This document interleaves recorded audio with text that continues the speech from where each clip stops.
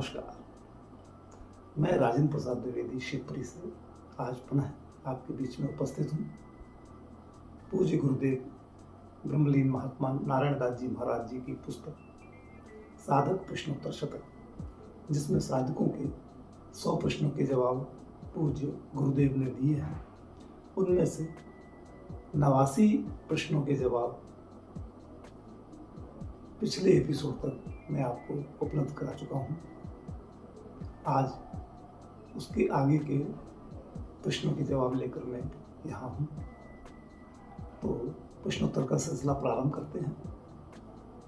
प्रश्न है कि अच्छे बुरे कार्यों की जानकारी कैसे होती है। प्रत्येक व्यक्ति के मस्तिष्क के अंदर जो अच्छे बुरे संस्कार भरे पड़े हैं, वे ही कार्य करते हैं।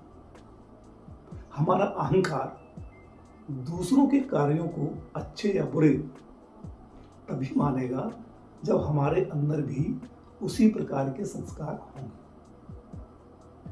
हमारे अंदर त्रुटियों के संस्कार होंगे तभी हम दूसरों के दोषों को देख सकते हैं, नहीं तो उनकी त्रुटियों की ओर हमारा ध्यान नहीं जाएगा।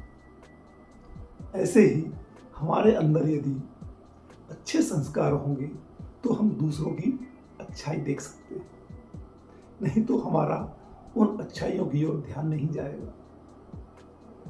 सत्य है, दूसरों में जैसा गुण व अवगुण हम देखते हैं, वैसा गुण व अवगुण हमारे अंदर भी होना जरूरी है। अतः दूसरों में हम जो गुण देख रहे हैं, उन्हें हमारे ही अंदर के गुण दिखा रहे हैं। अगला प्रश्न है, साधक की साधना कब सार्थक समझी जाए। प्रत्येक अनुकूल एवं प्रतिकूल स्थिति आते ही साधक यह विचार करे कि मैं तो निमित्त मात्र हूं, कार्य तो सभी भगवती के हो रहे हैं, मैं तो इस अभिनय का पात्र हूं, इसमें आने वाले सुख व दुख से मुझे कोई मतलब नहीं है, या ये मुझे प्रभावित कर ही नहीं सकते हैं।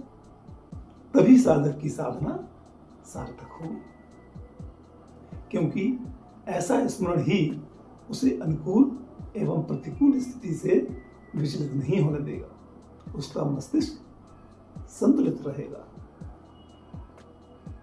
अगला प्रश्न है, साधना में विवेक का कम या ज्यादा होना क्या महत्व रखता है। जो साधक इस प्रकार के प्रश्न करता है कि मुझे साधना में विवेक अधिक नहीं आता है या क्रियाएं नहीं हो रही हैं, तो वह अपने को पूर्ण रूप से शक्ति के समर्पण नहीं कर पाया, वह अभी अपनी अपनी चलाता है। साधना में इस तरह के विचार रखने से वह साधना में होने वाली क्रियाओं के होने में रुकावट डालता है। जब साधक पूर्ण रूप से खुद को शक्ति के समर्पण कर देता है, तब फिर उसे साधना के समय यही ध्यान रखना है कि मुझे तो कुछ भी नहीं करना है, चाहे वेग अधिक आए या कम आए, क्रियाएं हों अथवा ना हो, माँ की मर्जी चाहे जिस तरह से उसे रखे, इन बातों से उसे कोई मतलब नहीं।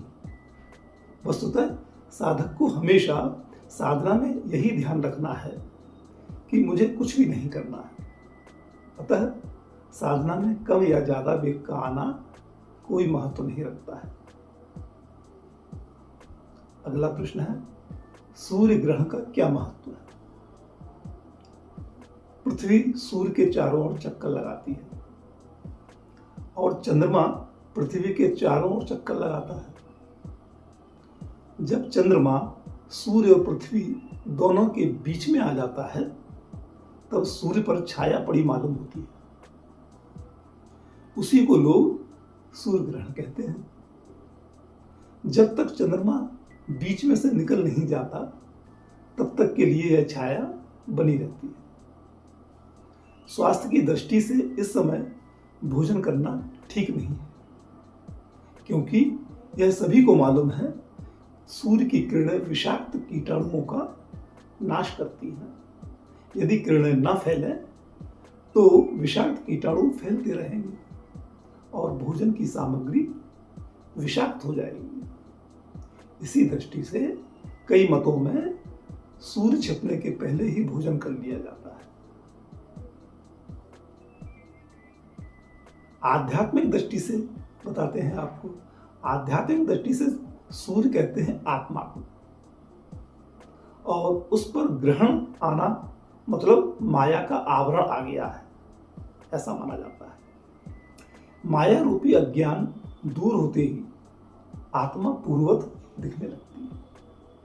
अज्ञान से आत्मा को विकारी कहते हैं। वस्तुतः आत्मा सदा निर्विकारी है। अगला प्रश्न है, परमात्म सत्ता और प्रकृति की जानकारी के बाद क्या और भी कोई आध्यात्मिक तत्व शेष रह जाता है?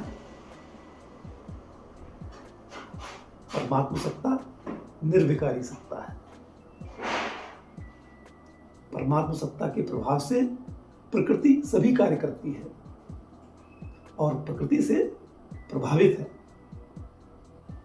प्राणी के मैंपन का अहंकार यानी बाह्य विचार तरंगों से प्रभावित व्यक्ति का मस्तिष्क इंद्रियों से काम कराता है, अर्थात आकाश में व्याप्त विचार तरंगें प्राणी के मस्तिष्क की विचार तरंगों को प्रभावित करती हैं और इंद्रियां तदनुसार बरतती हैं। अहंकार तत्व के अतिरिक्त जो तत्व रहते हैं उनसे कोई विशेष प्रयोजन नहीं है। आज के लिए इतना ही। कल के एपिसोड में नए प्रश्नों के साथ उपस्थित होंगे। तब तक के लिए जय सिया राम।